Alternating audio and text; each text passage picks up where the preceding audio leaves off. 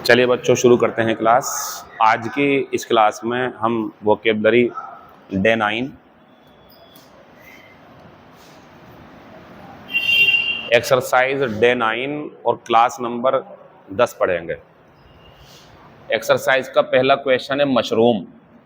और कल मैंने इसके बारे में आपको बताया था कि मशरूम का होता है बहुत ज़्यादा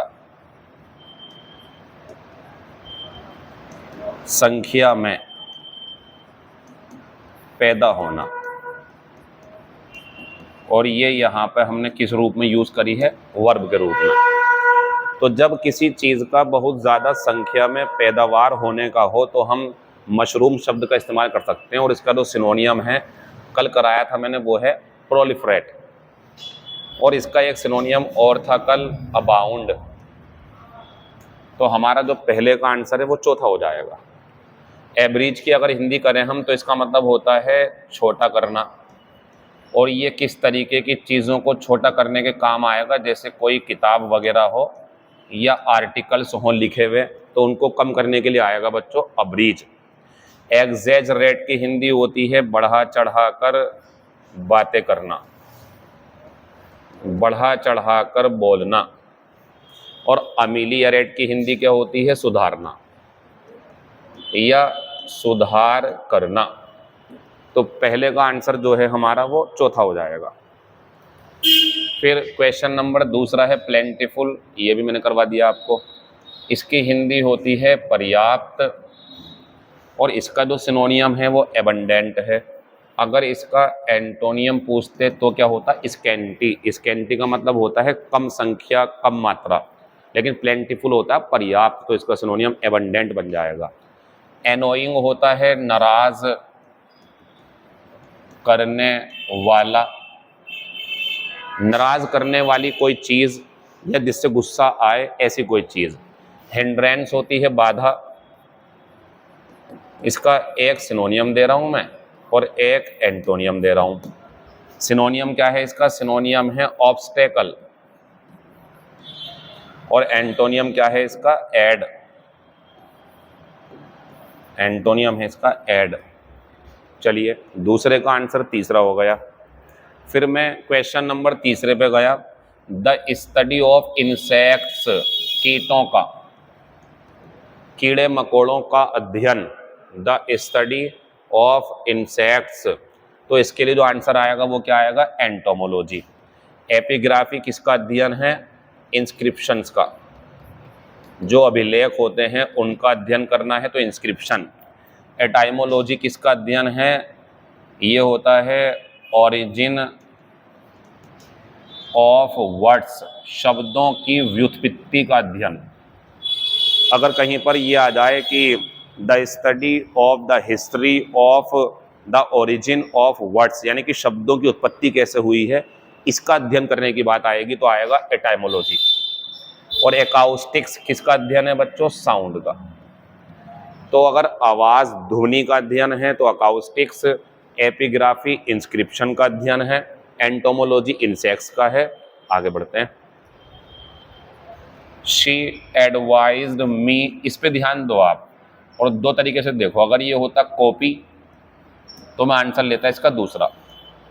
उसने मुझे नकल करने की सलाह दी, क्योंकि यहाँ जो अन्य प्रीपोजिशन है, जैसे फॉर या आईएनजी लेगी, जैसे अगेंस्ट या आईएनजी लेगी, जैसे फ्रॉम या आईएनजी लेगी, लेकिन टू कौन सी फॉर्म लेती है? First form. तो हम थोड़ी देर के लिए ये मान लेते हैं कि अगर यहाँ कॉपिंग ना हो करके, अगर यहाँ कॉपिंग ना हो करके कॉपी होती मेन वर्ब की फर्स्ट फॉर्म, तो 4 का आंसर दूसरा हो जाता। लेकिन अभी नहीं हो पाएगा, क्योंकि अब जो है हमारे पास में वो क्या है बच्चों? I N G form.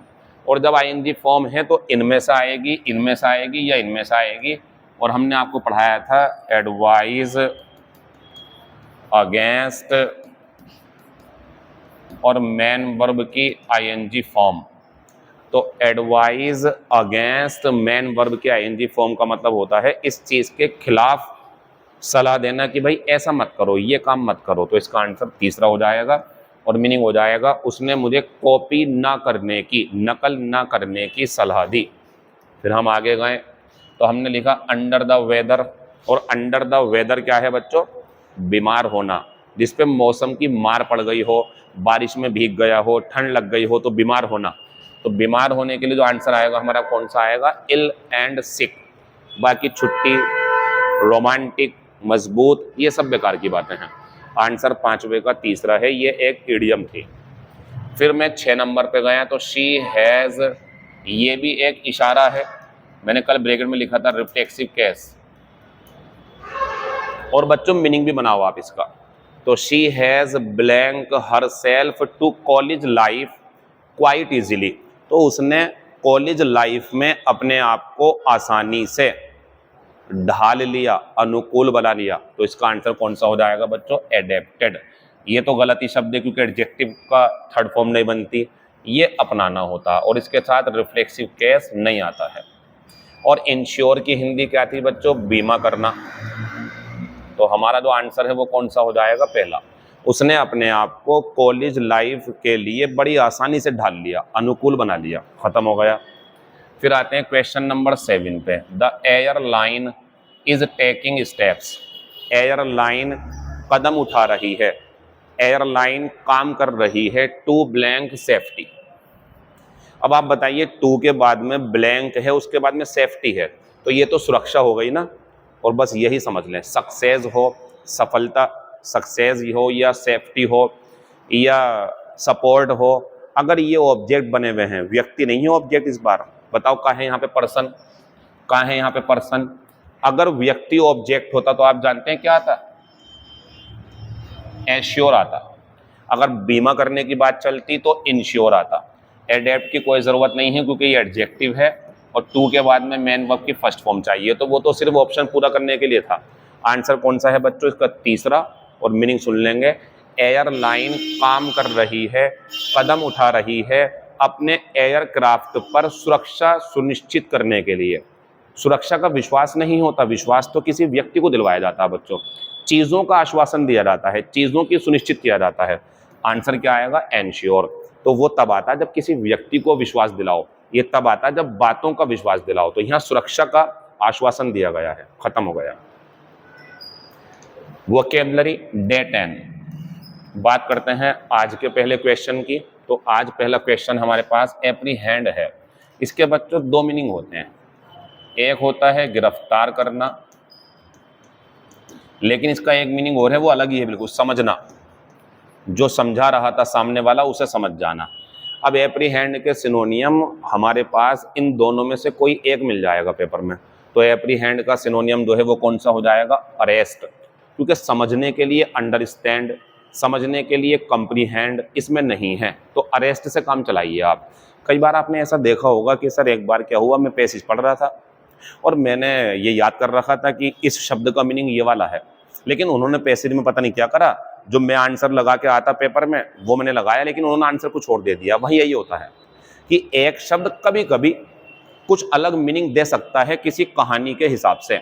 तो एप्रीहेंड कहीं पर गिरफ्तार करना भी मीनिंग दे सकता, और एप्रीहेंड कहीं पर समझना भी मीनिंग दे सकता है। तो जब किसी सेंटेंस में यूज हो, कहानी में यूज हो, तो आप जरा समझदारी से काम लेना, क्योंकि वहाँ 2 ऑप्शन देंगे आपको, समझना भी और गिरफ्तार करना भी, लेकिन आप आंसर वो लेंगे जो माहौल होगा। तो यहाँ तो हमारे पास माहौल नहीं था, तो एक ही ऑप्शन दिया हमने, लेकिन माहौल बना दूँ अगर कि ऐसे ऐसे पुलिस बहुत परेशान थी और ये कर लिया, तो फिर आप समझ जाएंगे वहाँ पे अंडरस्टैंड काम नहीं कर पाएगा, वहाँ चलेगा समझना। तो बच्चों एप्रीहेंड के 2 मीनिंग होते हैं, ये भी होता है, ये भी एक ऑप्शन में मिल जाएगा, अरेस्ट मिल गया।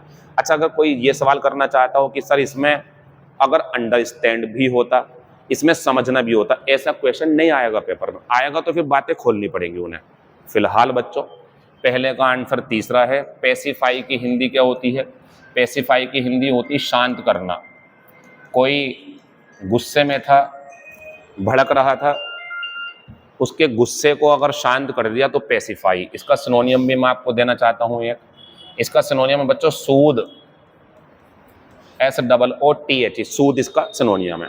सेट फ्री की मतलब होती है बच्चों स्वतंत्र करना, आज़ाद कर देना। तो ये पता क्या है, ये एंटोनियम हो गया किसका? एप्रीहेंड का। क्योंकि एप्रीहेंड गिरफ्तार करना है, तो इसका आंसर बन जाएगा सेट फ्री, स्वतंत्र कर देना। कंबाइन का मतलब होता मिलाना, इसका भी सिनोनियम हमारे पास मौजूद है एक, मर्ज। मर्ज का मतलब भी यही होता है ना, कंबाइन कर दिया, मिला दिया उसे। पहले का आंसर तीसरा है। आपको दूसरे क्वेश्चन पे सरप्राइज करने वाला हूं मैं। सरप्राइज में ये करने वाला हूं कि सवाल फिर से वही है, एप्रीहेंड एप्रीहेंड, लेकिन यहाँ क्या था, अरेस्ट। क्या इसमें अरेस्ट मिल रहा है आपको? ये चीज तो आपको समझनी है। एप्रीहेंड के दो मीनिंग होते हैं, समझना भी, गिरफ्तार करना भी। पेपर में कोई एक आंसर दे देगा वो, इस बार आंसर ये है। अरेस्ट है ही नहीं मेरे पास में। चलिए, आंसर हो गया पहला। और यहाँ पे क्या मीनिंग काम कर गया इसका, समझना। वैसे इसका मीनिंग गिरफ्तार करना भी होता है, लेकिन यहाँ पे समझना है, अंडरस्टैंड। बच्चों, गैस का मतलब क्या होता है, अनुमान लगाना। इसका सिनोनियम क्या था, बताया था, कंजेक्चर। कंजेक्चर इसका सिनोनियम है। इंसोलेंट में एस है, इंडोलेंट में डी है, दोनों को जान लें आप। इंसोलेंट ये बदतमीज है, बदतमीज, बेशरम। इसका सिनोनियम बनेगा बच्चों ब्रेजन, ठीक है ना, ये हो गया बेशरम। इंडोलेंट होता है आलसी। ये सब इंपॉर्टेंट है, इनका इंतजार मत करना, दोबारा नहीं आएंगे अब ये, बस ऐसी पेपर में आएंगे अब आपके सामने ये। तो इंडोलेंट होता आलसी, इसके लिए सिनोनियम बन जाएगा बच्चों लेजी। ठीक, दूसरे का आंसर पहला। और यहाँ क्या था बच्चों, अरेस्ट। मैंने जानबूझ के दोनों सिनोनियम दे दिए ताकि आपका कंफ्यूजन दूर कर दूं। पहले में अरेस्ट, इसमें अंडरस्टैंड। क्वेश्चन नंबर तीसरा, ऑकवर्ड। ये होता है बच्चों बेढंगा, बेढंगा, बेकार। इसका अगर सिनोनियम पूछेंगे तो सिनोनियम क्या होगा, क्लमजी या डल। डल भी सिनोनियम है, क्लमजी भी सिनोनियम है किसका, ऑकवर्ड का। आंसर नहीं है लेकिन, क्योंकि आंसर में एंटोनियम बताना है। तो हमारा जो एंटोनियम होगा वो क्या होगा, डेक्स्ट्रस। ये होता है दक्ष। तो बच्चों, ये जो हमारा ऑकवर्ड शब्द है, कितनी ऑकवर्ड सिचुएशन थी, बड़ी अजीब सी सिचुएशन थी, ऑकवर्ड सा उसने रिप्लाई दिया, तो ये बेकार होती है, बदतमीजी भरी होती है इसके अंदर। तो इसका सिनोनियम क्लमजी और डल। लेकिन हमसे पूछा क्या है, एंटोनियम, तो आंसर डेक्स्ट्रस है, क्योंकि डेक्स्ट्रस होता है कुशल, काम को बहुत अच्छे तरीके से करने वाला, शानदार काम करने वाला, उस काम में दक्ष है वो। एविडेंट क्या होते हैं बच्चों, एविडेंट होते हैं हमारे पास स्पष्ट। इसका एक शब्द और होता है एविडेंस, ये एडजेक्टिव है। एविडेंस ये क्या होते हैं बच्चों, सबूत, ये नाउन है, तो ये स्पष्ट है। एविडेंट का सिनोनियम भी है क्लियर। रिपल्सिव होता है प्रतिकर्षक, जिसे देख के लोग दूर भागें, लेकिन इसका एंटोनियम बहुत आता है पेपर में, और इसका एंटोनियम क्या है बच्चों, एट्रैक्टिव। चलिए, ये इसका आंसर रहे। 4 नंबर पे जाते हैं अब। तो 4 नंबर पे दिया है उन्होंने स्वीट। स्वीट, तो ये जो स्वीट लिखा हुआ है बोर्ड पे, ये एक शब्द है, और इसका जो मीनिंग है वो है कमरों का सेट। 10-12 कमरे हैं किसी होटल में और क्रम से लगे हुए हैं, नंबर 300, नंबर 301, 302, वो तो पूरा एक लाइन में सेट आया है पूरा कमरों का, उसे बोलते हैं स्वीट। तो इसका जो आंसर है बच्चों वो कौन सा है, चौथा। फिर आती है ए सेट ऑफ क्लॉथ्स। बच्चों, वो जो होता है वो सूट होता है। इसमें ई नहीं है, इसमें ई है, देखो। तो ये कोई पहनने का सूट नहीं है, ये कमरों का सेट है, और जो पहनने का होता है क्लॉथ्स वो ये है। A song sung by 2 singers. ऐसा गाना जिन्हें 2 लोगों के द्वारा गाया गया हो, उसे बोलते हैं बच्चों डुएट। DUET, duet. ऐसा गाना जिसे 2 लोगों ने गाया हो।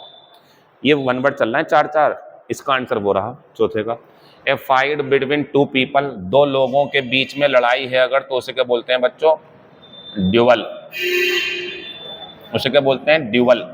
तो मैंने जानबूझ करके थोड़े मिलते मिलते शब्द दिए हैं। तो बच्चों, अगर कमरों का सेट हो तो स्वीट, और अगर कपड़ों का सेट है पूरा तैयार होकर पहनते हैं हम, वो सूट होता। ऐसा गाना जो 2 लोगों ने गाया हो, डुएट होता है। 2 लोगों के बीच लड़ाई है अगर, युद्ध है 2 के बीच में, जो बीच मैदान में चल रहा, सब देख रहे हैं, 2 लोग लड़ रहे हैं, उसे बोलते हैं ड्यूअल। फिर आगे गए इन डिस्प्यूट। बच्चों, ये होता है झगड़े में होना, यानी कि झगड़ा होना। इसके लिए ये भी पूछ सकते थे इन कॉन्फ्लिक्ट, ये कॉन्फ्लिक्ट भी झगड़ा ही होता। तो बच्चों, मैं क्या कर रहा हूं, मैं 1 वर्ड ऊपर देता हूं आंसर में, नीचे 1 वर्ड छटवाता हूं आपसे। ऐसी में ईडियम फ्रेजेस कर रहा हूं, आंसर ऊपर दे रहा हूं, ईडियम फ्रेजेस नीचे दे रहा हूं, ताकि एक शब्द से 4-4 चीजें कर सकते हो हम। तो ये आंसर है झगड़े में होना। इसका आंसर बच्चों 8 ऑर्ड्स हो जाएगा, क्योंकि इसका मतलब होता वही झगड़ा होना। बाकी शब्दों को देखें तो 8, 6 एंड 7 का मतलब होता है इन डिसऑर्डर, तितर बितर होना। इन डिसऑर्डर, बिखरा हुआ होना, क्रम में ना होना, इधर उधर पड़ी होना चीजें, ये 6s एंड 7s होता। एट वंस, विट्स एंड, ये होता है बच्चों कंफ्यूज्ड या परप्लेक्स्ड, ये ईडियम है ऑप्शन में, ये आंसर लिख रहा हूं मैं अपने हाथ से। और बच्चों एट वंस फिंगर टिप्स, ये होता है वेरी इजी, बहुत आसान हो जाना चीज़ों का। अगर कोई चीज़ आपके फिंगर टिप्स पे है, उंगलियों पे है, तो वो बहुत आसान है आपके लिए। 5वें का आंसर कौन सा हो जाएगा? तीसरा। क्वेश्चन नंबर 6, एल्कोहल कैन, बच्चों कैन के बाद में क्या आएगी? मैन वर्ब की फर्स्ट फॉर्म। इसे हटाओ, ये प्रीपोजिशन है। इसे हटाओ, ये एडजेक्टिव है। अलर्ट, बी अलर्ट, इसके लिए बी की जरूरत थी हमें, ये एडजेक्टिव है ना, दोनों हटा दो, ये तो ऑप्शन पूरे करने के लिए दिए गए हैं। अब इनको देख लो आप, ये अल्टर वर्ब है, इसकी हिंदी होती है बदलना, चेंज करना, चेंज करना। ये होता है पूजा का स्थान, ऐसी जगह जहां पूजा की जाती है, थोड़ा स्थान उठा हुआ होता है वो, उसे बोलते हैं अल्टर। लेकिन ये जो है अल्टर, ये हमारा वर्ब का काम करता है। और ये जो हम दुकान पे जाके ना अपने कपड़ों में अल्टरेशन कराते हैं कि अल्टरेशन कर दो, बड़ा है ये, काट के सही कर दो, वो यही वाला होता। जो हम दुकानों पे अपने कपड़े अल्टर करवाते हैं, बड़े को छोटा करवाते हैं या छोटे को बड़ा, वो अल्टर करना होता, वो ये वाला है। और बच्चों आज आंसर भी कौन सा आएगा इसका? ये आएगा, एल्कोहल बदल सकती है एक व्यक्ति का मूड। एल्कोहल बदल सकती है एक व्यक्ति का मूड। तो कितने सारे शब्द मिलते जा रहे हैं आपको, इतने सारे पीछे करे, 2 यहाँ मिल गए। सबका ध्यान रख लो, बहुत बेहतरीन क्लास हो जाएगी आपके लिए फ्यूचर में चल करके ये। फिर मेरे पास लास्ट शब्द आया, find out the correctly spelled word. बच्चों करेक्टली स्पेल्ड है एपरेटस, जिसका मतलब होता है उपकरण। इसमें प्लास वगैरह सब आते हैं। यह जो स्कूल में हम अपने जो प्रकार होता था, जो मतलब कि रेजर या ब्लेड शॉर्पनर वगैरह लेके जाते थे, वो सब इसमें आता, या उपकरण भी आते हैं इसके अंदर। ठीक है, ये आंसर सही है। एक्सेलरेट की कमी है, एक्सेलरेट की स्पेलिंग होती है ACCELERATE, तो कहाँ गलती थी? यहाँ गलती थी। एमेच्योर गलत है, ऐसा व्यक्ति जो सिर्फ शौक के लिए काम करता है लेकिन पैसों के लिए नहीं करता, एमेच्योर होता वो। सिगरेट की स्पेलिंग गलत थी, CIGARETTE, सिगरेट, यहाँ गलती थी। चलिए, हमने 10 क्लासेस पूरी कर ली हैं अपनी। अब इससे आगे की जो क्लासेस होंगी हमारी, वो टेस्ट से होंगी। कल मैं 20 या 22 या 25 क्वेश्चन का टेस्ट रखूंगा, टेलीग्राम पे भेज दूंगा, उसे सोल्व करना, फिर सॉल्यूशन लेना और मुझे बताना कि क्या स्कोर रहा आपका यूट्यूब पे। आज नहीं, आज इसे पढ़ लें आप। सी यू टुमारो, तैयारी रखिए, कल के लिए all the best, thank you.